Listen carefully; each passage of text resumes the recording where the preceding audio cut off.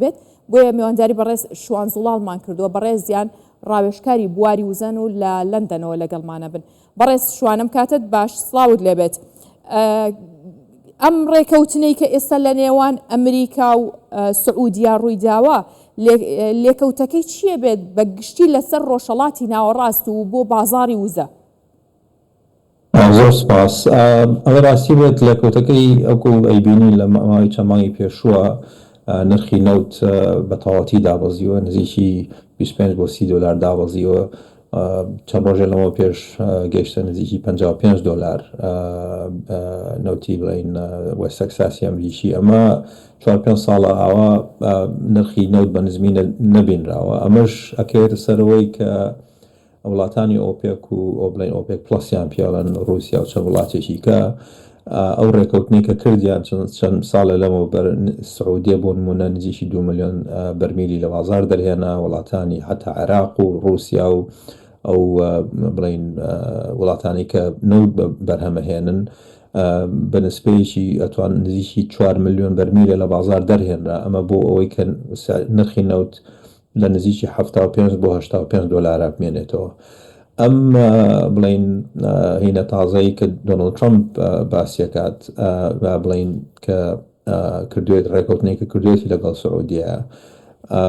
دۆناڵد ترامپ پێش انتخابات ئەویت ئەمریکا دەسەکەین وەکو خۆی وتی درڵ بەیوی درڵ، یعنی بڵین ئەو کۆمپانیای وەبەرهێنانی نەوت لە ئەمریکا ئەتوانن بە ئاسانی بڵین ئیجازە وەرگرن بۆی نەوتی زیاتر دەرهێنن. بەس بۆ کۆزانین ئەو کۆمپانیانی ئەمریکا بە ئاسانی ناتوان نەوت دەرێنن ئەگەر نرخی نەوت چکە لەوێ گرانترە بەرمیلە نەوت ئەبێ لەسەر 65 دلارەوە بۆی و بتوانن کە بڵین پارە لە باخەکان قەرزکەن و بڵین وەبەرهێنان لەو بیرە نەوتە تازانەیە بکەن.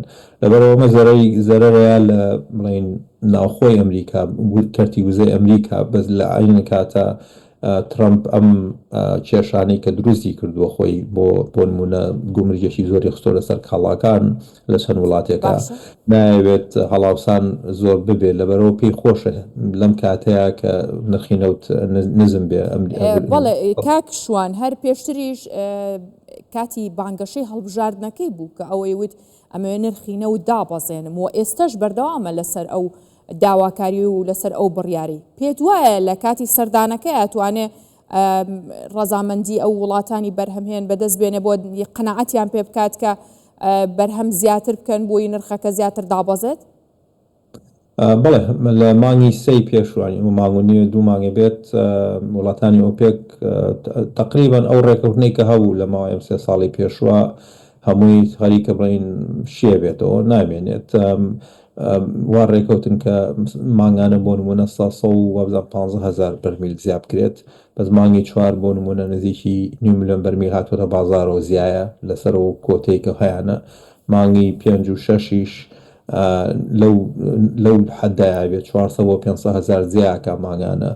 ئەمە وای کردووە بازار بە زووی نرخ دابەزێنرێ. پێشەوە ئەمریکا پێی خۆش نەبوو نرخ دابەزێنێت لەبەر کەرتی وزەی ئەمریکی، بەس ئێستا دۆناڵد ترامپ ئەوێت هەتا بتوانێت باسیەوە بکات کە نرخی نەوت کە ئەمریکیەکان نەچنە مەزیخانە نرخی نەوت نزم بێ. ئەمە گەر سەیری بکەین بۆ نمونە عێراق چەند وڵاتێکی کە لەو حەسەیە کە هەیەم زیاتر نەختێک هێنانە بازارەوە. ئێستا سعودیە گەشتوەتەوە قەناعەتە و ئەمریکاش زەختی لێ ناکات، گەشتوەتەوە قەناعەتە نزیکی ملیۆنە ملیۆن و نوێشی کە بەرمی لە هێنێتە ناو بازارەوە لە ماوەی چەند مانگی داهاتووە.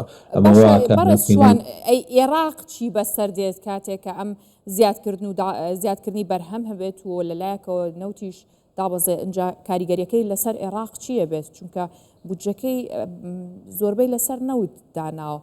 ئەو کێشانەی بەردەم عێراق چییە بێت؟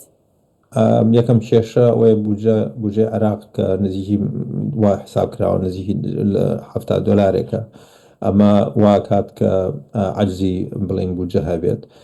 عێراق قەرز زیاترەکات، کێشەی موچەوەمانە لاوانەیە زیاب کات. ئەبێت حکومەتی عێراقی شێوازێکی کەم دۆزێتەوە کە بتوانێت بڵین نەوت زیاب کات. بۆ نمونە گەر سەیری بکەین عراق توانای هەیە بۆ نزیکی 9 ملیۆن بەرمیلی زیاتر بهێنێتە بازارەوە. بەس لە لایەکەوە ئەتوانم بڵێم ئەمە من چەند ساڵەوە 2 ساڵ زیاترە هین گەشتبین نەبوومەوەی کە نەوتی هەرێمی کوردستان دەست پێ بکاتەوە، بەس نرخی نەوت دابەزێ و ئەم بڵین هینەی ئۆپێک پلس هەڵوەشێتەوە ئەم ڕێکەوتنە.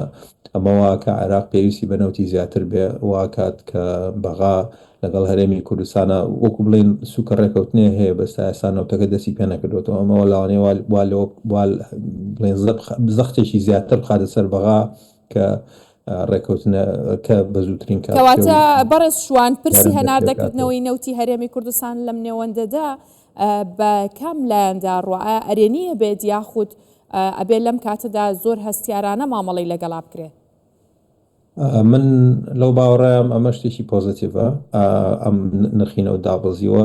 ئەمە یەک دوو ئۆپێک وڵاتانی ئۆپێک ئەو هینیان لەسەر نەماوەکوونە حیسارەیان و ڕێکەوتنەکە نەیهڵەن زۆر نەوت بێن نە بازارەوە. ئەمەوە لە عێراقەکات و سێمیش عەجزی بوجە کە بوجەی عێراق کەم بهێنێ و پێویستیان بۆیە کە زیاتر نەوت بفرۆشن.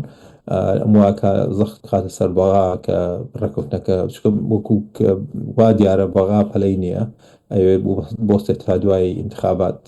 بەس ئەگەر ئاوا بڕوە ئەم دوو مانگی داهاتوو نرخی نەوت هەر بەرەو دابەزین بڕوات بگاتە $50 وانە ئەو کاتە ئەگەر بێ بە زەختی لەسەر بەغا و من لەو قەنەعەتەیەم بڵین هەناردەکردنی نەوتی هەرێمی کوردستان دەست پێکاتەوە. بەڵێ بەڕێز شوان زوڵاڵ ڕاوێژکاری بواری وزە لەگەڵمان بووی، سوپاس بۆ ئێوە.